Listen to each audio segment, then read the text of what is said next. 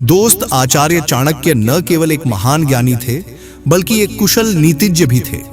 उनकी नीतियां आज भी उतनी ही प्रासंगिक हैं जितनी प्राचीन काल में थीं। चाणक्य नीति में उन्होंने कई महत्वपूर्ण बातें बताई हैं, जिनमें से कुछ ऐसी हैं जिन्हें हर हाल में गोपनीय रखना चाहिए।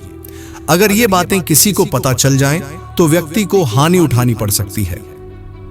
चाणक्य कहते हैं कि कई लोगों को अपने मान सम्मान का दिखावा करने की आदत होती है, लेकिन यह आदत किसी भी व्यक्ति के लिए नुकसानदायक हो सकती है।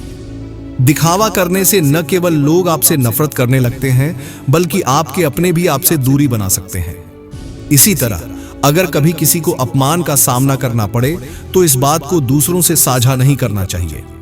ऐसा करने से लोग आपका सम्मान करना बंद कर सकते हैं और आपको उपहास का पात्र बना सकते हैं।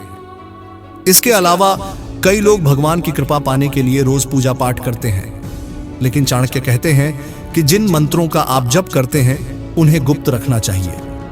कहा जाता है कि जो व्यक्ति अपने पूजा पाठ और मंत्रों को गोपनीय रखता है, वही अपने पुण्य कर्मों का सच्चा फल प्राप्त करता है।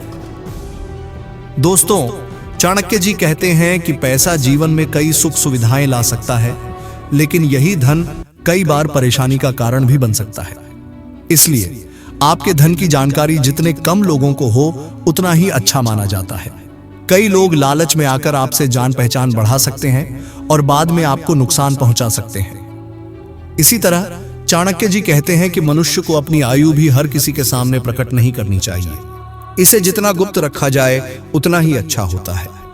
आपकी आयु की जानकारी आपके विरोधी समय आने पर आपके खिलाफ इस्तेमाल कर सकते हैं। इसके अलावा कई लोग ग्रहों के दोषों से पीड़ित होते हैं, जिससे उन्हें कई समस्याओं का सामना करना पड़ता है। लेकिन चाणक्य जी कहते हैं कि अपने ग्रह संबंधी दोषों का उल्लेख किसी से नहीं करना चाहिए, क्योंकि यह आपके लिए नई परेशानियों का कारण बन सकता है। यदि आप ग्रह शांति के लिए कुछ उपाय कर रहे हैं, तो उन्हें भी गोपनीय रखना चाहिए, वरना उनके सकारात्मक प्रभाव कम हो सकते हैं। चाणक्य जी यह भी बताते हैं कि चिकित्सक या डॉक्टर एक ऐसा व्यक्ति होता है जो आपके बारे में कई निजी बातें जानता है। यदि आप दुश्मनों या आपसे जलने वाले लोगों को आपकी बीमारी या उपचार की जानकारी मिल जाती है, तो वे इसे आपके खिलाफ इस्तेमाल कर सकते हैं, जिससे आपको समाज में शर्मिंदगी का सामना करना पड़ सकता है। इसलिए अपनी चिकित्सा संबंधी जानकारी गुप्त रखना ही बेहतर होता है।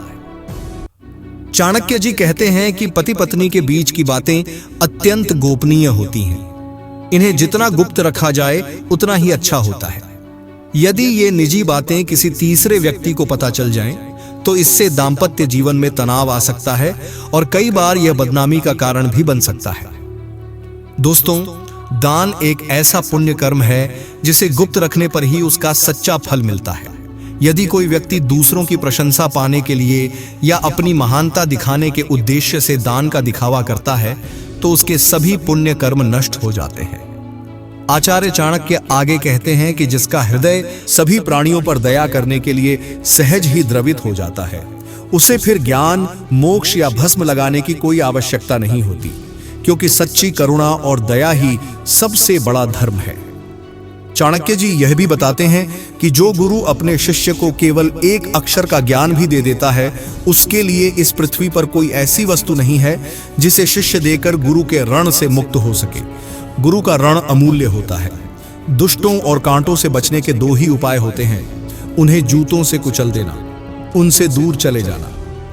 इसके अलावा चाणक्य जी कहते हैं कि जो व्यक्ति गंदे वस्त्र धारण करता है, दांतों की सफाई नहीं रखता, अत्यधिक भोजन करता है, कठोर वचन बोलता है और सूर्योदय से सूर्यास्त तक सोता रहता है, उसे माता लक्ष्मी त्याग देती हैं, चाहे वह स्वयं भगवान विष्णु ही क्यों न हो। निर्धनता की एक कठोर सच्चाई भी चाणक्य जी बताते हैं। जब मनुष्य निर्धन हो जाता है, तो उसके मित्र, पत्नी, नौकर और हितैषी सभी उसका साथ छोड़ देते हैं।